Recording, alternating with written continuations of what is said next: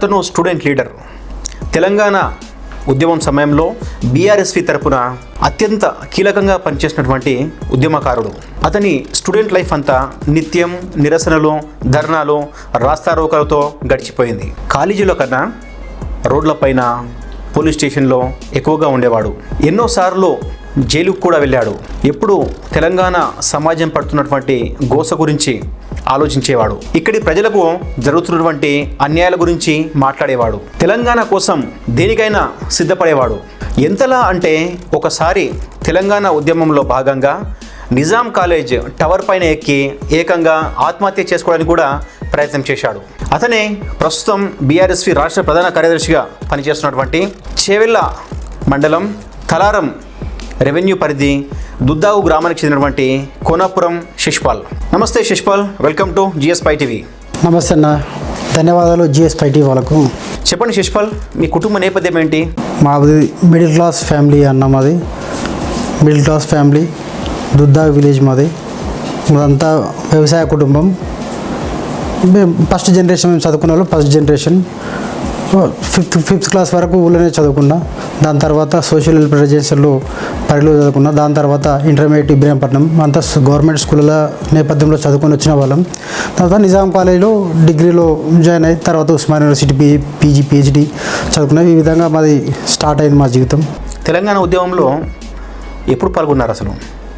2009లో పాల్గొన్నామన్న. మేము నిజాం కాలేజీలో డిగ్రీ చేసే సమయంలో అక్కడ మా కళ్ళ ముందరే చాలా అన్యాయాలు జరిగేవి. ఆంధ్ర వాళ్ళకు ఎక్కువ వాళ్ళు జాయిన్ అయ్యేది. ఎక్కువ వాళ్ళు పీజీలో కానీ పీజీ సీట్లు వాళ్ళకి ఎక్కువ వచ్చేటి. ఇట్లా మెడికల్ సీట్లలో మన తెలంగాణ వాళ్ళకి చాలా అన్యాయం జరిగేది. దాన్ని మేము చూసి మొత్తం వాళ్ళే వ్యవస్థ నడిచేది. దాని మూమెంట్లో మేము ఆ అన్యాయం తట్టుకోలేక మేము తెలంగాణ మూమెంట్లో పాల్గొనడం జరిగింది. అసలు వాళ్ళ అన్యాయం తట్టుకోలేక, వాళ్ళ డామినేషన్ చూడలేక మా చదువులను పక్కకెట్టి కూడా తెలంగాణ ఉద్యమంలో పోరాడినాం. బీఆర్ఎస్లో మొట్టమొదటి పదవి ఏంటి అసలు మీకు? అసలు ఆ పదవి రావడం వల్ల కారణం ఏంటి? బీఆర్ఎస్విలో నాకు మొట్టమొదటి పని నిజాం కాలేజ్ అధ్యక్షునిగా చేశాను నేను. దాంతో నా రాజకీయ ప్రస్థానం స్టార్ట్ అయింది. తెలంగాణ నిజాం కాలేజ్లో ఎంట్రీ అయినప్పుడు బీఆర్ఎస్విలో మీకు పదవి వచ్చింది. ఏ పదవి వచ్చింది మొట్టమొదటిలో? నిజాం కాలేజ్ అధ్యక్షునిగా ఓకే పనిచేసాం. ఆ మూమెంట్లో చాలా ఉద్యమాలు, చాలాసార్లు జైలుకు పోయినాం. చాలా సందర్భాలలో మన కేటీఆర్ అన్న ఇక్కడ వికారాబాద్ నుంచి పాదయాత్ర చేసేటప్పుడు కూడా మేము ఇక్కడే ఉన్నాం 2011లో. అప్పటి నుంచి మొదటి నుంచి కూడా మేము తెలంగాణ మూమెంట్లో తెలంగాణ రాష్ట్రం కోసం కొట్లాడిన వాళ్ళం. ఇప్పటివరకు ఎన్ని కేసులు వచ్చినాయి? ఆల్మోస్ట్ మీ పైన ఎన్ని కేసులు వేసినాయి ఇప్పటికీ?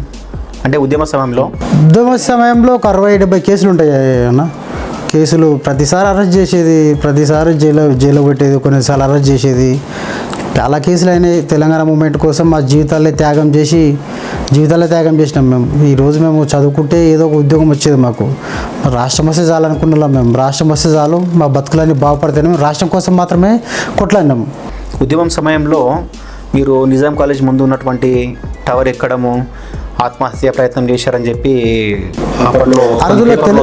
తెలంగాణ మూమెంటు భారీ ఉధృతంగా జరుగుతున్న సమయంలో జగన్మోహన్ రెడ్డి వాళ్ళ మదర్ విజయమ్మ రోజు సిరిసిల్ల నియోజకవర్గంలో యాత్ర ఎన్నిక అవుతుంది. మా బాధ ఏంటంటే, నువ్వు ఆంధ్ర ప్రాంతానికి చెందిన వ్యక్తిగా మీరు తెలంగాణకు అడ్డుకొనికనే ఇక్కడ వస్తుర్రా, తెలంగాణ మీ స్టాండ్ చెప్పని సమయంలో మేము తెలంగాణకు సిరిసిల్లకు రానియము, అడ్డుకుంటామని మేము ఆ రోజు టవర్ ఎక్కి నిరసన వ్యక్తం చేశాము. తెలంగాణ ఉద్యమంలో పోలీసుల యొక్క ప్రవర్తన ఎలా ఉండేది? అంటే మీరు ఉద్యమం చేస్తున్నప్పుడు వాళ్ళు మిమ్మల్ని ఏ విధంగా ట్రీట్ చేసేవాళ్ళు? భయంకరంగా కొట్టేది, ఇష్టం వచ్చినట్టు కొట్టేది, ఎక్కడ పడితే అక్కడ కొట్టేది, లాఠీ చార్జీలు. అసలు మనసు లేకుండా కూడా చూడకూడదు. మీకు అనిపించలేదా మరి మాకు అవసరమా ఇది, అందరితో పాటు మేము కదా అని చెప్పి మీరు అనుకోవచ్చు కదా? మీరు ఎందుకు అంత పోరాటం చేయాల్సినటువంటి అవసరం ఏమి వచ్చినప్పుడు మీకు? మాకు కనిపించేది, మా ఉద్దేశం మాకు కనిపించేది ఒక్కటే, తెలంగాణ రాష్ట్రం సాధించుకోవాలి. ఎన్ని కష్టాలను పడి ఈరోజు తెలంగాణ మూమెంట్లో మేము చచ్చిపోయినా, తెలంగాణ ఉద్యమం చేసినా కానీ భావి తరాలకు బాగుంటుంది, మా ప్రాణమైన మేము అర్పించడానికి రెడీగా ఉన్నాం. ఆ రోజు మేము ఒక్క తరం మేము పోతే కొట్లాడితే ఒక్క తరం పోతుందేమో, కానీ భవిష్యత్ తరాలు తెలంగాణలో బాగుపడతారు కదా, తెలంగాణలో భవిష్యత్తు బాగుంటుంది కదా, తెలంగాణ విద్యార్థులు బాగుంటారు కదా, తెలంగాణ ఉద్యోగాలు బాగుంటారు కదా, తెలంగాణ నిధులు వస్తాయి కదా, తెలంగాణకు నీళ్ళు వస్తాయి కదా. మేము చచ్చిపోతే ఏంది దానికి మేము మాకు తెలంగాణ మా రాష్ట్రం. మీ ఉద్యమానికి తగినటువంటి ఫలితం దక్కిందని చెప్పి అనుకుంటున్నారా ఇప్పుడు? రాష్ట్రం వస్తే చాలనుకున్నాం. మళ్ళీ ప్రజల కోసమే పనిచేస్తాం, మేము ప్రజల కోసమే పనిచేస్తాం. మేము మా సొంత లాభాల కోసమే. తెలంగాణ ఉద్యమకారులకు న్యాయం జరిగిందని అనుకుంటున్నారా? సరే, తెలంగాణ రాష్ట్రం సాధించారు, నిజంగా ఉద్యమకారులు కావచ్చు, అదేవిధంగా కేసీఆర్ కావచ్చు. సో అప్పట్లో ఉస్మానియా యూనివర్సిటీ చాలా చేశారు. అదేవిధంగా కొంతమంది ఉద్యోగస్తులు కూడా, ప్రభుత్వ ఉద్యోగస్తులు కూడా ఈ తెలంగాణ ఉద్యమానికి సహకరించారు. సరే, ఇంతవరకు మనము ఈ విషయాన్ని పక్కన పెడితే తెలంగాణ రాష్ట్రాన్ని సాధించిన తర్వాత నిజంగా ఏదైతే మనకు తెలంగాణ రాష్ట్రం కావాలి అనుకున్నామో అది వచ్చింది, ఓకే. కానీ తెలంగాణ రాష్ట్రం వచ్చిన తర్వాత నిజమైనటువంటి ఉద్యమకారులకు న్యాయం జరిగిందని చెప్పి మీరు భావిస్తున్నారా? యాజ్ ఏ ఉద్యమకారునిగా న్యాయం బరాబర్ జరిగిందన్న. ఎందుకంటే ఉద్యమంలో పాల్గొన్న విద్యార్థి నాయకులకు అన్ని పార్టీల కంటే కూడా మా పార్టీలో చాలా చాలా పదవులు వచ్చినాయి. చాలామంది మంచిగా సెట్ అయిపోయారు. ఎందుకన్నా సుమన్ అన్న ఎంపీ అయ్యిండు, కిషోర్ అన్న ఎమ్మెల్యే అయ్యిండు, ఉస్మాన్ యూనివర్సిటీ విద్యార్థి నాయకులు కదా. ఒక బాబా ప్రసాద్ డిప్యూటీ మేయర్ అయ్యిండు, మేయర్ బొంతురామన్ మేయర్ అయ్యిండు, కార్పొరేట్ చైర్మన్లు అయితే వందల మంది అయ్యారు, ఎంపీటీసీలు, జడ్పీ చైర్పర్సన్లు. ఒక కొత్త తరం విద్యార్థి నాయకులు చాలామంది కూడా తెలంగాణ ఉద్యమంతో చాలామంది లీడర్ అయ్యారు. చాలా చైతన్యం, చాలా మంచిగా అందరు సెట్ అయిపోయారు ఆల్మోస్ట్. కేసీఆర్ నాయకత్వం వల్లనే కేసీఆర్ ఈరోజు ఉండడం బట్టి కొత్త లీడర్లు తయారయ్యారు. ఈరోజు నువ్వు కాంగ్రెస్ పార్టీలో చూడు, ఒక్క విద్యార్థి నాయకుడు కూడా లీడర్ కాలేడు, ఒక్క విద్యార్థి నాయకుడు టికెట్ ఇవ్వలేరు. మళ్ళీ ఏ పాత్రలు అయితే ఉర్రో, ఎవరైతే బలిసిన తోలు ఉన్నారో గాలకు మాత్రం ఇచ్చారు. ఓన్లీ ఉద్యమకారులకు, పేదోళ్లకు అందరినీ కలుపుకొని పోయే నాయకుడు మా కేసీఆర్ గారి నాయకత్వంలో. చాలామంది నువ్వు చూస్తున్నావు, కార్పొరేషన్ చైర్మన్లు, ఎమ్మెల్యేలు, ఎంపీలు, జడ్పీ చైర్పర్సన్లు, మార్కెట్ చైర్మన్లు చాలామంది. మీరు చేవెళ్ళ నియోజకవర్గానికి సంబంధించిన వ్యక్తి. చేవెళ్ళ నియోజకవర్గంలో ఉద్యమకారులకు సరి అయినటువంటి న్యాయం జరగలేదని చెప్పి చాలామంది ఉద్యమకారులు అంటున్నారు. అందులో ఫర్ ఎగ్జాంపుల్ తీసుకున్నట్టయితే మనం దేశమల్ల ఆంజనేయులు నిజమైన ఉద్యమకారుడు. చేవెళ్ళలో బీఆర్ఎస్ పార్టీని పరిచయం చేసింది ఆయన అని మీకు తెలుసు, మాకు తెలుసు.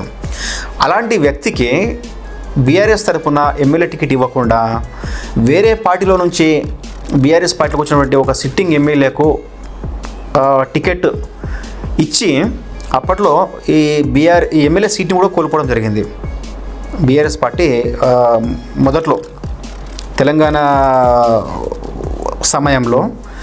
సో దానివల్ల నిజంగా నువ్వేమో ఇందాకేమంటున్నారంటే మీరు ఉద్యమకారులకు న్యాయం జరిగింది అంటున్నారు మీరు. సో నేను అంటున్నాను నిజమైనటువంటి ఉద్యమకారులకు న్యాయం జరగలేదు అంటున్నాను, ఉదాహరణ కూడా చెప్తున్నాను. సో దీనిపైన మీ స్పందన ఏంటి? కొన్ని రాజకీయ సమీకరణ వల్ల రాకపోవచ్చు అంజనేయులు కనుక అన్యాయం జరగవచ్చు. కానీ భవిష్యత్తులో అంజనకు మంచి ఇప్పుడు రంజన ఇప్పుడు కూడా పార్టీలో ఉన్నాడు, భవిష్యత్తులో కూడా మంచి ఫ్యూచర్ మారిండు. ఆయన సీట్ రాలేదని చెప్పి పార్టీ మారిండు. మళ్ళీ అక్కడ ఆయనకు ఎలా అనిపించిందో తెలియదు, మళ్ళీ ఆ పార్టీలోంచి ఈ పార్టీలో వచ్చిండో ఆ విషయం. అంటే అప్పటి నుంచి ఇప్పుడు కూడా కాన్స్టెంట్గా అయితే ఇందులో లేడు, ఒకే పార్టీలో లేడు. టికెట్ ఇవ్వకపోవడంతో ఆయన ఇండిపెండెంట్గా పోటీ చేయడము, కొన్ని ఓట్లు చీల్చడము, అదేవిధంగా పార్టీ మారడము, మళ్ళీ ఆ పార్టీ నుంచి ఈ పార్టీ జరగడం, ఇవన్నీ జరిగిపోయినాయి మధ్యలో. భవిష్యత్తులో కొన్ని సందర్భాల్లో జరుగుతాయన్న. సో ఇప్పుడైతే దేశమల్ల అంజనకు సరైన న్యాయం జరుగుతుందని నేను కోరుకుంటున్నా. ఖచ్చితంగా జరుగుతుంది కేసీఆర్ గారి నాయకత్వంలో. సరే కొన్ని మిస్టేక్లు జరుగుతూ ఉంటాయి అప్పుడప్పుడు. అంజనకు అది సముచిత న్యాయం ఉంటుంది, న్యాయం జరుగుతుంది, 100% జరుగుతుంది కేసీఆర్ గారి నాయకత్వంలో. ఎన్నికల సమయంలో మీ అమ్మగారు చనిపోయారు అని చెప్పి విన్నాము. కరెక్ట్గా ఎన్నికల ప్రచారం మీరు చేస్తున్నటువంటి సందర్భంలో అప్పుడు మీకు అలాంటి సమయంలో మీకు ఎవరు తోడున్నారు? అంతా ఉద్యమకారులు తోడురు, ఫ్రెండ్స్ తోడురు, అందరు తోడురు. అది బాధాకరమైన సంఘటన. కొంచెం అప్పుడప్పుడే మనం కొంచెం సెట్ అయితే మంచిగా చూసుకుందామని అనుకున్నాం. మనకు అదృష్టం లేదు, దూరం అయిపోయారు అమ్మగారు. బీఆర్ఎస్ పార్టీలో మీ గాడ్ ఫాదర్ ఎవరు? కేసీఆర్ సార్ మా గాడ్ ఫాదర్. బాల్క సుమన్తో ఉన్నటువంటి మీ రిలేషన్షిప్ ఏంటి? మీకు అన్న తమ్ముళ్ళ రిలేషన్ అంటే ఏ రకంగా? సుమన్ నాయకత్వంలో సుమన్ రాష్ట్ర అధ్యక్షుడు ఉన్నప్పుడు నేను నిజాం కాలేజ్ అధ్యక్షునిగా ఉన్నా. మాకు మంచి రిలేషన్ ఉండే, కలిసి ఉద్యమం చేసినాం. అదృష్టం మాకు దక్కింది. ప్రతి పార్టీలో 2 వర్గాలు 3 వర్గాలు ఉంటుంటాయి, మనం సాధారణంగా చూస్తుంటాము.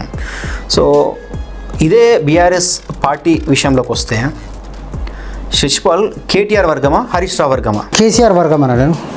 కేసీఆర్ విషయం పక్కన పెడితే కేటీఆర్ హరీష్ రావుతో మనం కంపేర్ చేసుకుంటే వీరిద్దరిలో శశిపాల్ ఎవరి వర్గం?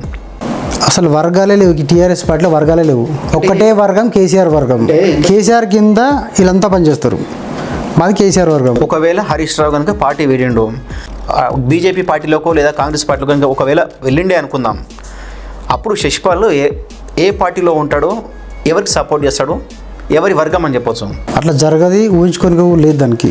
ఏది శాశ్వతం? ఇప్పుడు చేవెళ్ళ ఎమ్మెల్యే కాళే యాదవ్ విషయానికి వచ్చినట్లయితే కాంగ్రెస్ నుంచి బీఆర్ఎస్లోకి, బీఆర్ఎస్ నుంచి కాంగ్రెస్లోకి ఇలా పార్టీని మారుతుంది. కాళే యాదవ్ అంటే అసలు ఆత్మగౌరవం లేదు. కాళే యాదవ్కి వాళ్ళకి ఏం పొందుతారా? ఉదాహరణకు చెప్తున్నాను.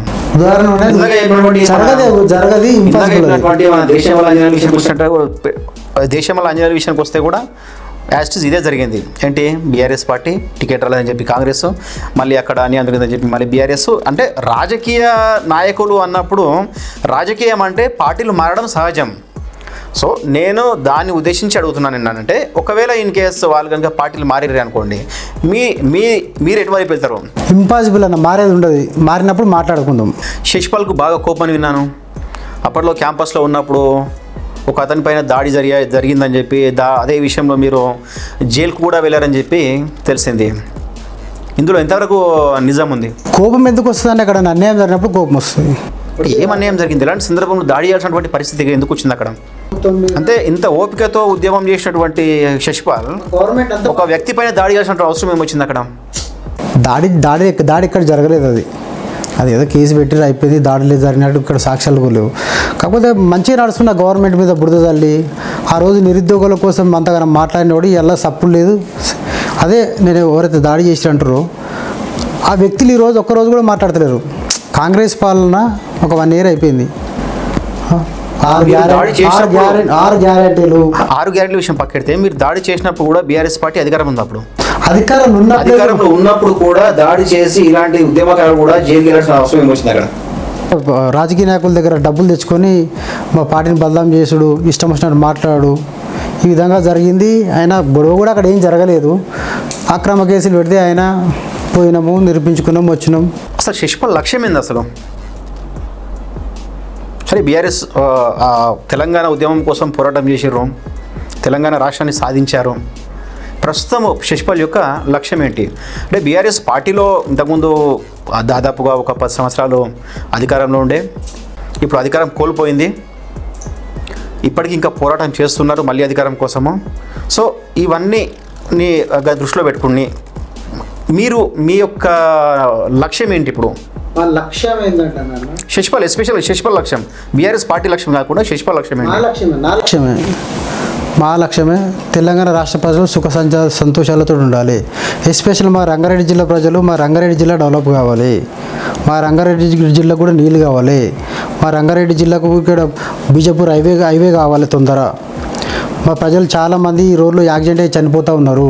ఆ రోడ్డు తొందరగా నిర్మించాలి. బీఆర్ఎస్ పాలనలో మీరు అన్నటువంటి ప్రజలు సుఖ సంతోషాలతో ఉన్నారని చెప్పి మీరు భావిస్తున్నా? సుఖ సంతోషాలతో ఉన్నట్లయితే ఈరోజు ఎందుకు అధికారం కోల్పోయింది అంటారు? మాకంటే ఎక్కువ చేస్తా అని చెప్పింది రేవంత్ రెడ్డి హామీలు భయంకరంగా ఉన్నాయి. నమ్మిర్రు. సరే, ఇంతకంటే ఇంకా బాగా చేస్తారేమన్నా నమ్మిరు. ఒకసారి చూసిరు. ఈరోజు ఒక్క హామీ లేదు. చేవెళ్ళ రాజకీయాల విషయానికి వచ్చినట్లయితే మన ప్రస్తుత ఎమ్మెల్యే అయినటువంటి కాళే యాదయ్య గారు బీఆర్ఎస్ పార్టీ అధికారంలో ఉన్నంత కాలము అధికారంలో ఉన్నాడు.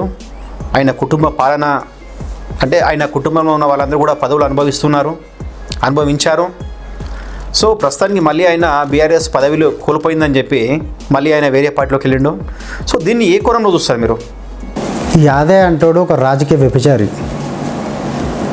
ఒక మనిషి అంటానికి ఒక సిద్ధాంతాలు, ఒక వ్యవస్థ, లెక్క పద్ధతి ఉంటుంది. ఇటువంటి ఆడ జంప్ అయితే ఈ ప్రజలకు ఏం సంకేతం ఇస్తున్నావు? ఒక సిద్ధాంతాలు, మానవ, ఒక విలువలు, ఇజ్జత్ అనేది ఏం లేదా? సరే, నువ్వు ఎస్సీ రిజర్వేషన్లో ఎమ్మెల్యే అయినావు, మేము కాదన్నాం. అందరూ ఆ రిజర్వేషన్ కోసం ఎదురు చూస్తూ ఉంటారు పేదోళ్ళు. యాదయ్య అంటాడు ఒక కాన్స్టిట్యూన్సీలో 5 మండలాలు, అలా సొంత మండలం నవపేటు, అలా భార్య, అలా భార్య ఏం మూమెంట్ చేసింది, ఏం కొట్లాడింది ప్రజల కోసం, వాళ్ళ భార్యకి చదివే రాదు. వాళ్ళ భార్య జడ్పీసీ బాపేట మండలంలో. వాళ్ళు అక్కడ కూకున్నాడా వాళ్ళ కోడలు ఎంపీటీసీ ప్లస్ ఎంపీపీ 2 రిజర్వేషన్లు ఎగిరిపోయినాయి. తర్వాత మళ్ళీ మొయినాబాద్, ఆ ప్రాంతం కూడా కాదు మొయినాబాద్లో కష్టపడి ఉద్యమకారులు లేరా, దళితులు లేరా? యాదయ్య కొడుకు ఒక్కడే ఉండా.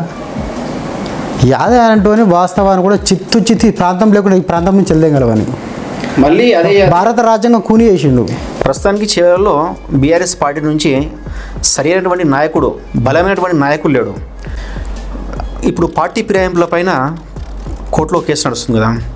ఒకవేళ అదే పార్టీ ఫిరాయింపుల కేసులో కనుక ఈ ఎమ్మెల్యేలను అనర్హులు అని చెప్పి డిసైడ్ చేసి వాళ్ళ పదవులు కనుక పోతే, మళ్ళీ రీఎలక్షన్స్ వస్తే అదే ఎమ్మెల్యే మళ్ళీ బీఆర్ఎస్ పార్టీలోకి వచ్చి నేను పోటీ చేస్తా అంటే బీఆర్ఎస్ పార్టీ నాయకులు కావచ్చు, కార్యకర్తలు కావచ్చు, రియాక్షన్ ఎలా ఉండబోతుంది? అందులో ఎస్పెషల్గా శిశుపాల్ యొక్క రియాక్షన్ ఎలా ఉండబోతుంది? చెప్పులు మెడల్ కేసి కొడతాం. రానియం, ఎవరు ఒప్పుకున్నా కానీ రానియం. చెప్పులు మెడల్ కేసి మొత్తం దింపుతాం, కాన్షియస్ మొత్తం దింపుతాం. అంటే బలమైన నాయకులు లేడు కదా. ఇప్పుడు బీఆర్ఎస్ పార్టీ నుంచి సడన్గా ఎన్నికలు వచ్చినాయి, మధ్యంతర ఎన్నికలు వచ్చినాయి అనుకోండి, మేబీ ఎవరు ఉండొచ్చు. బలమైన నాయకుడు ఏంటన్నా, టీఆర్ఎస్ బీపా మీద ఎవరికి టికెట్ ఇస్తారు గెలుస్తారు భారీ మెజార్టీ తోటి. ఎలక్షన్లో మధ్యంతర ఎలక్షన్లు వస్తే శిశుపాల్ ఏమైనా ఎలక్షన్లో పోటీ చేసే అవకాశం ఉందా? పోటీ చేస్తాం బరాబర్, ఎవరికి ఇచ్చినా పని చేస్తాం. యాదవ్ కాకుండా ఎవరికి ఇచ్చినా పని చేస్తాం. రానియం యాదవ్ మాత్రం, మీకు ఇస్తే కూడా పని చేస్తాం 100%. ఎవరు నిలబెట్టినా భారీ మెజార్టీతో 1,00,000 మెజార్టీతో గెలుస్తారు చేవల నియోజకవర్గంలో. డిపాజిట్లు కూడా రావు యాదయ్యకు, అది రాసి పెట్టుకోండి మీరు. ఇప్పుడు అధికారం కోల్పోయింది బీఆర్ఎస్ పార్టీ, అధికారాన్ని కోల్పోయిన తర్వాత ముఖ్యమైన నాయకులు కొంతమంది ఎమ్మెల్యేగా గెలిచారు. అందులో ఎస్పెషల్గా మాజీ సీఎం కేసీఆర్. సరే, కేసీఆర్ తెలంగాణ ఉద్యమంలో కీలక పాత్ర పోషించవచ్చు, తెలంగాణ ఉద్యమంలో పోరాటం చేసి తెలంగాణ రాష్ట్రాన్ని కూడా తీసుకొచ్చిన వ్యక్తి కావచ్చు. ఆ విషయాన్ని పక్కన పెడితే ఇప్పుడు ఆయన ప్రస్తుతానికి ఇప్పటి వరకు కూడా ఒక్కరోజు కూడా అసెంబ్లీకి వచ్చినటువంటి దాఖలాలు లేవు. అంటే ప్రజల కోసం మాట్లాడేటువంటి వ్యక్తి అసెంబ్లీలోకి రావాలి కదా. అసెంబ్లీలోకి రాకుండా ఈయన ఫామ్ హౌస్లో ఏం చేస్తున్నట్లు? ఆయన రేవంత్ రెడ్డి రేంజ్కి కేసీఆర్ అవసరం లేదు. హరీష్ అన్నాడు, కేటీఆర్ అన్నాడు, ఇద్దరు సరిపోతారు. వాళ్ళకే తట్టుకుంటలేడు. కేసీఆర్ వస్తే ఆగమైపోతాడు. ఎమ్మెల్యే ఒక డ్యూటీ కదా అది, అసెంబ్లీకి రావడము. వాళ్ళు ఇద్దరిని తట్టుకోమని ఫస్ట్ రేవంత్ రెడ్డి వాళ్ళు ఇద్దరిని తట్టుకోమని చెప్పు. హరీష్ అన్నాడు, కేటీఆర్ అని ఇద్దరిని తట్టుకుంటే సరిపోతుంది. కేసీఆర్ అవసరం లేదు. కేసీఆర్ ఇష్టం ఆఫ్ తెలంగాణ. కేసీఆర్ తెలంగాణ రాష్ట్రం సాధించిన నాయకుడు. ఒట్టిగా అడ్డదారులు వచ్చి సీఎం కాలేడు. కేసీఆర్ అంటే హిస్టరీ ఆఫ్ తెలంగాణ. నెక్స్ట్ ఆయన యొక్క కేసీఆర్ యొక్క ప్లానింగ్స్ ఏంటి? అధికారాన్ని కోల్పోయింది. ఇప్పుడు ప్రస్తుతం అయితే కాంగ్రెస్ పార్టీ అధికారంలో ఉంది. కొన్ని ఇచ్చినటువంటి హామీలు ఏవైతే ఉన్నాయో హామీలు కొన్ని నెరవేర్చవచ్చు, కొన్ని నెరవేర్చకపోవచ్చు కాంగ్రెస్ పార్టీ. సో నెక్స్ట్ ఈయన ప్లానింగ్ ఏంది? మరి కేసీఆర్ ప్లానింగ్ ఏంది? అధికారంలోకి రావడం కలగా ఆయన చేస్తున్నటువంటి వ్యూహాలు ఏంటి? వ్యూహాలు అవసరం లేదు రేవంత్ రెడ్డికి. రేవంత్ రెడ్డి అంటే రేవంత్ రెడ్డి ఓడిపోతాడు. రేవంత్ రెడ్డికి వ్యూహాలు చేయాల్సిన అవసరం లేదు. ప్రజలు కూడా కొడతారు రేవంత్ రెడ్డిని. 6 గ్యారెంటీలు 420 హామీలు ఒక్కటి కూడా ఒక బస్సు తప్ప ఏం నెరవేరలేదు. ఇక్కడ చిత్తులు ఓడిపోవడం ఖాయం. దానికి ఎత్తుగడలు అవసరం లేదు రేవంత్ రెడ్డికి. వాడే ఓడిపోతాడు, అవసరం లేదు. కొడంగల్లో కూడా రేవంత్ రెడ్డికి గెలిపాడు, అది రాసి పెట్టుకున్నావు. సొంత నియోజకవర్గంలో వ్యతిరేకత ఉంది. లగచాల రష్ ఉంది, భూములన్నీ గుంజుకున్నావు. నీ అల్లుని కోసం ఫార్మా కంపెనీ అని ఒక గిరిజనుల మొత్తం భూములు గుంజుకున్నావు. నువ్వు డెవలప్ చేస్తాడు, నిన్ను గెలిపిస్తే వాళ్ళ గిరిజనుల భూములు గుంజుకున్నావు. నీకు ఎట్లా ఓట్లేస్తారు? ఈరోజు కొడంగల్ పోయి అడగండి ఎంత వ్యతిరేకత ఉందో. కాన్స్టిట్యూషన్లోకి గెలపడు, ఇక ముఖ్యమంత్రి అవుతాడా? మీరు బీఆర్ఎస్పీ రాష్ట్ర ప్రధాన కార్యదర్శి కదా, అంటే ఆల్మోస్ట్ ఒక మంచి పొజిషన్లో ఉన్నటువంటి వ్యక్తి మీరు. కానీ ఎప్పుడు ఎక్కడ చేవెళ్ళ ప్రజలకు కూడా అందుబాటులో లేరు అని నేను అంటున్నాను. అంటే ఇప్పటివరకు అయితే ఎలాంటి మీటింగ్లలో కానీ లేకపోతే ఏవైనా ప్రోగ్రామ్స్లో కానీ ఎక్కడ కూడా మీరు కనిపించారు. రేపు పొద్దున మీకు కనుక టికెట్ ఇచ్చి మిమ్మల్ని ఎమ్మెల్యేగా పోటీ చేస్తా అంటే పోటీ చేయండి అని చెప్పి కనుక మీకు ఇస్తే చేవెళ్ళ ప్రజలు మిమ్మల్ని గుర్తిస్తారా? మీకు ఓట్లు వేస్తారంటారా? గుర్తించాలని కోరుకుంటున్నా. గుర్తిస్తే మంచిదే. ఇన్ని రోజులు మనం మొడాక్ సిట్టింగ్ ఎమ్మెల్యేను కాబట్టి మనం టచ్ చేయలేము. మొడాక సిట్టింగ్ ఎమ్మెల్యేనే ఉండు కదా, సో మనం టచ్ చేయలే. మనం విద్యార్థి సమస్యల మీదే మనం ఉస్మానియా యూనివర్సిటీలో పనిచేసుకుంటా పేద విద్యార్థులకు జర ఫీజులు ఏమైనా ఎక్కువ తగ్గించుడు కానీ ఇట్లా ఇది చేసుకుని మన పనిలో మనం బిజీ ఉన్నాం. ఎందుకంటే కాన్షియన్స్ లెవెల్ మనకు అయిపోలేరు కదన్న. కాన్షియన్స్ లెవెల్ సో మనం రాలేకపోయినాం. మన దాకా సిట్టింగ్ ఎమ్మెల్యే ఉండే అవకాశాలు ఇస్తే బరాబర్ పనిచేస్తాం, పోరాడతాం, పేద ప్రజల తరఫున పోరాడతాం. 6 గ్యారంటీల కోసము 420 హామీల గురించి ఖచ్చితంగా ప్రభుత్వాన్ని నిలదీస్తాం, పనిచేస్తాం. ఏ బాధ్యతలు అప్పగించినా సక్రమంగా పనిచేస్తాం కేసీఆర్ గారి నాయకత్వంలో. Okay Shashipal, anyways all the best. మీరు ఫ్యూచర్లో కూడా కేవలము అక్కడ ఉస్మానియా యూనివర్సిటీలోనే కాకుండా విద్యార్థి సమస్యలపైనే కాకుండా కొంచెం అప్పుడప్పుడు చేవెళ్ళ నియోజకవర్గంలో ఉన్నటువంటి ప్రజల యొక్క సమస్యలపైన కూడా ఫోకస్ పెడతారని చెప్పి ఆశిస్తూ ఖచ్చితంగా ధన్యవాదాలు.